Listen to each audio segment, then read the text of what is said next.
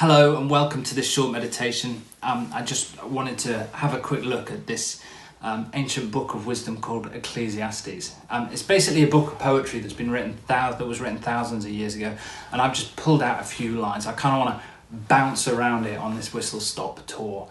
A quick word of warning: it gets dark pretty fast, so strap yourself in because I think it's worth it. But it starts with this: everything is meaningless, says the teacher, completely meaningless. So essentially, we already know we're in for a light reading.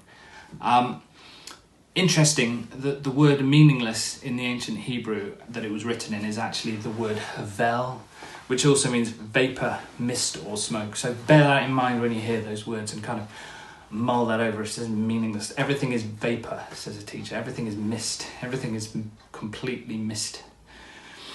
So we go on. Everything is wearisome beyond description. No matter how much we see, we are never satisfied. No matter how much we hear, we are not content. So you know he's a happy bunny already, but that sounds kind of familiar to me. What it reminds me of, there's those times when you space out on your phone for a while and you're just kind of, flicking through social media, the news, fix whatever it is, playing Candy Crush, I don't know.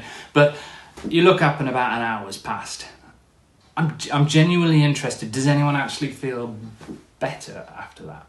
It's almost like we've got all the information in the world at our fingertips and we just don't know what to do with it. So we end up looking at pictures of cats or something. Anyway, he goes on in his downward spiral. He goes, "There is an evil which I've seen under the sun, and it weighs heavily on me.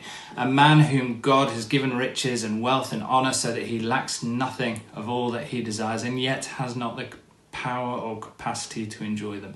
This is vapour. This is meaningless, and a cause of great distress." Imagine a culture that is more advanced than any culture before it, that has access to more technology, more entertainment, more wealth, more connections with people, and yet has more depression, more anxiety, more worry and more stress than any generation that came before it. It's hard to imagine that, isn't it? But then the writer swerves and he says, "Even so, I have noticed one thing at least that is good. It is good for people to eat and drink and enjoy their work under the sun in the short life God has given them, and to accept their lot in life. If to enjoy your work and to accept your lot in life, this is indeed a gift from God." But then he spirals down yet again. And he says, "I have seen everything in this meaningless life. I've seen everything in this vapour, in this mist, including the death of good young people and the long life of wicked people." It's almost like 1,000 years ago, the writer was asking the question we all ask. Why do bad things happen to good people? I mean, maybe you can identify. Maybe you worked really hard and then were made redundant. Maybe you ate healthily and exercised all your life and then got that diagnosis. Maybe you threw everything into a relationship and it broke down anyway.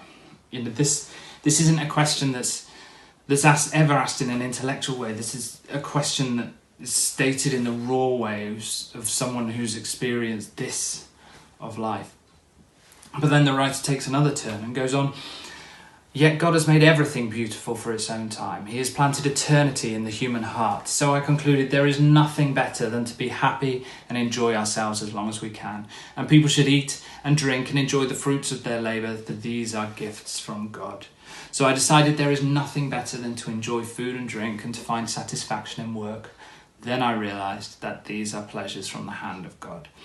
It's almost as if the writer says, you know what? Your life is precious. More precious than you can imagine. And so you should probably make the most of it. Like, if there's something that you can dedicate your life to that gives you satisfaction, then you should probably do that. And if there's something that brings life and meaning to yourself and the people around you, then you should probably do that too. And you know what? The little things in life, we should probably learn to enjoy them, because your life is way more precious than you think it is, and you are worth so much more.